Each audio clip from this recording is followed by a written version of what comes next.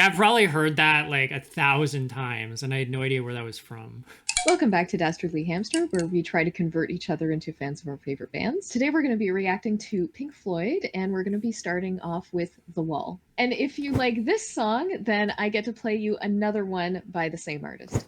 I think this is one of the bands that my dad likes, and I recognize the lyric. So I think the full lyric is like, all in all, you're just another brick in the wall. Is that right? Mm-hmm, mm-hmm.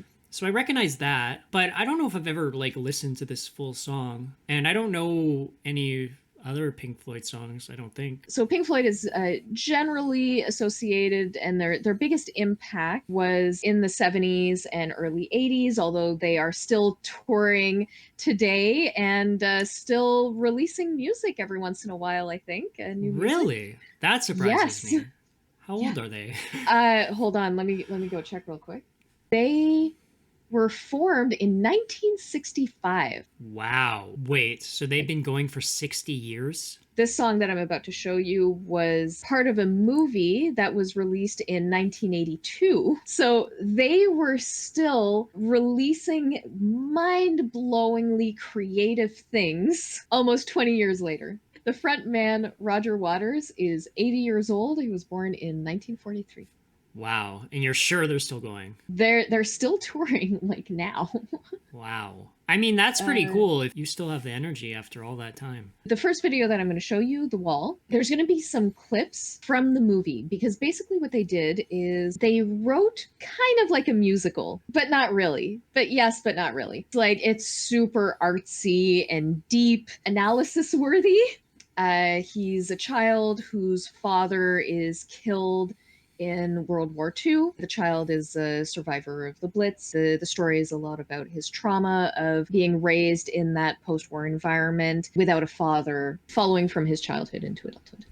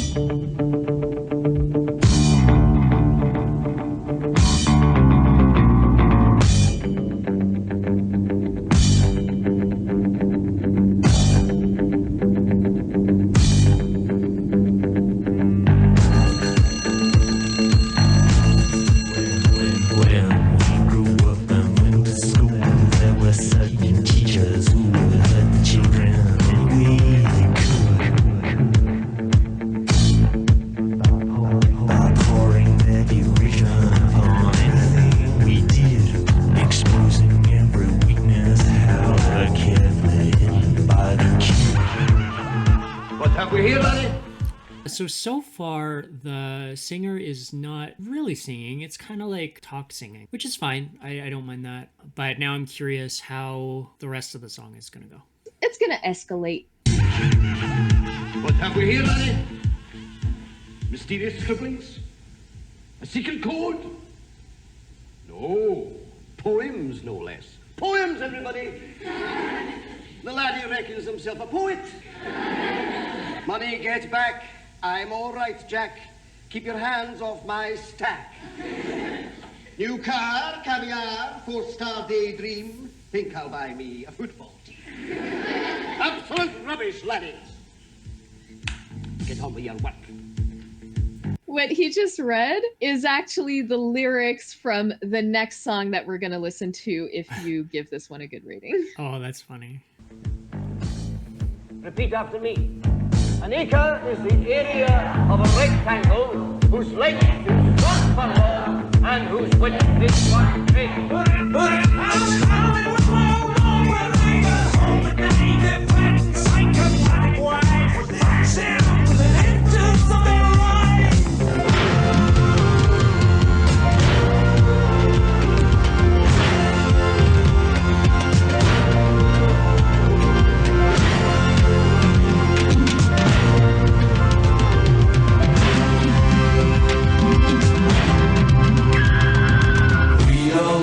Okay, so I like that sort of ooze. It actually, I thought it was going to go into a disco song a bit there. The bulk of the song that we're about to go into is very funky. Did you hear how the really deep drums came in? It's like it just completely changes the song before it's gonna change the song again. We don't need no education. Know this part. We don't need no thought control. No dark sarcasm in the classroom. Teacher, leave them kids alone. Doesn't that sound like it's going into disco right there? Well, that's the thing, is back then that was the music, that was the popular music, right? So to a certain extent, everything kind of sounded like disco, but yes, Right. it's a very funky, it's got that disco element. The juxtaposition of this very sort of happy, bouncy guitar music with a very, very deep bass and this imagery that we're seeing, it feels like it's pulling you in two directions at once. Yeah, I was actually going to say, I do appreciate that. I like how it's sort of mellow and then the guitar like starts picking up the beat. As you put it, it becomes a little bit more funky. Then it sort of retreats back into the mellowness. So I like how we're sort of going back and forth, and you described it as pulling in two directions.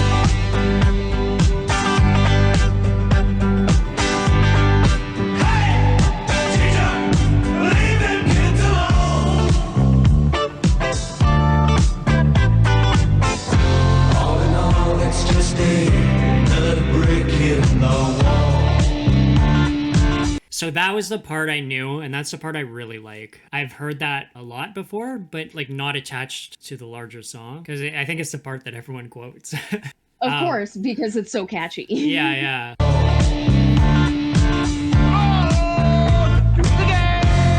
in all, you're just another brick in the wall.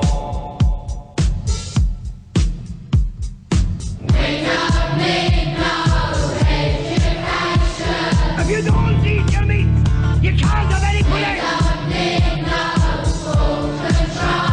How can you have any pudding if you don't eat your meat? Yes, you laddie! Poems, everybody. The laddie. Okay, so that line that guy just said, you can't have any pudding unless you eat your meat. Yeah. My dad quotes that constantly when I was growing up. Like, I've probably heard that like 1,000 times, and I had no idea where that was from. So yeah, we get like the slaughterhouse type imagery here, that they're all just going through the process in order to create whatever the end product is. In this case, I imagine what is being slaughtered is the mind. You're being indoctrinated. Yeah.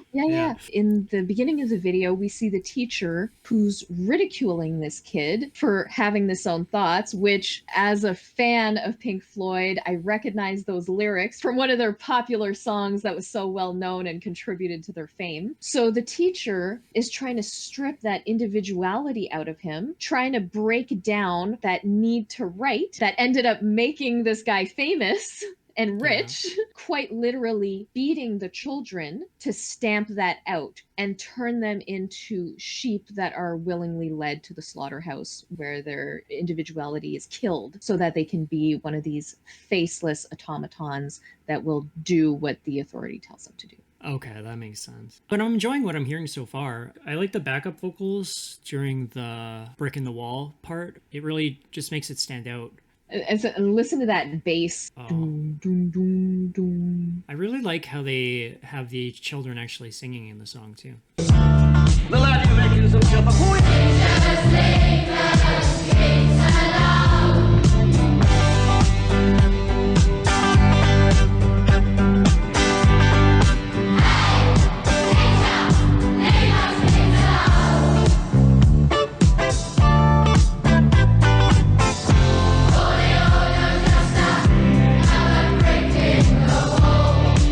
That was cool. So the whole time the adults have been singing that part, but now the kids are singing that part. I thought that made it stand out even more. I love that. That was awesome. And the hammer imagery is throughout this entire movie, which is the idea of a hammer crushing down your individuality and your personality, all getting beaten down into a homogenized pulp along with everybody else.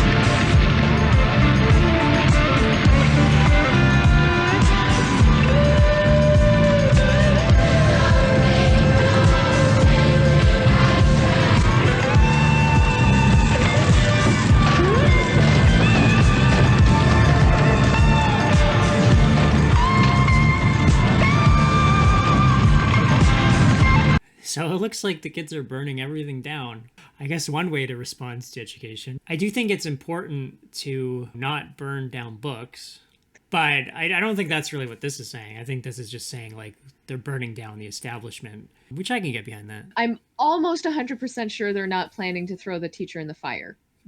That's good. I mean, come on. How much would you have loved to be in that music video when you were yeah. that age? Yeah. Or now?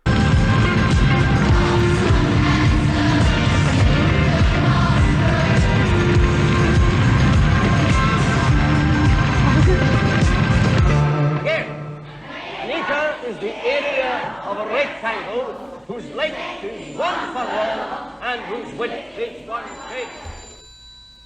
So I know we're doing a lot of high ratings lately, but I have to give this a 5 out of 5. Yes. Look, there are some things that I didn't like, but I can overlook those things. I'll start with what I liked. I think it was done so well to have the singing go from like the adults to the students, even saying the same lines. It's like it felt 1,000 times more powerful when I heard the kids singing it. Because as an adult, you can sort of like reflect on things and be like, you know, things could have been better when I was younger. But for a kid to talk about it as if you're still experiencing it, I don't know, it just made the message so much more powerful. The chorus is all-time classic. And again, I knew that chorus because I had heard it before, but I had never heard the whole song. And I hadn't listened to it like a lot. I just heard it like bits and pieces. Sometimes people would reference it or play it or even sing it.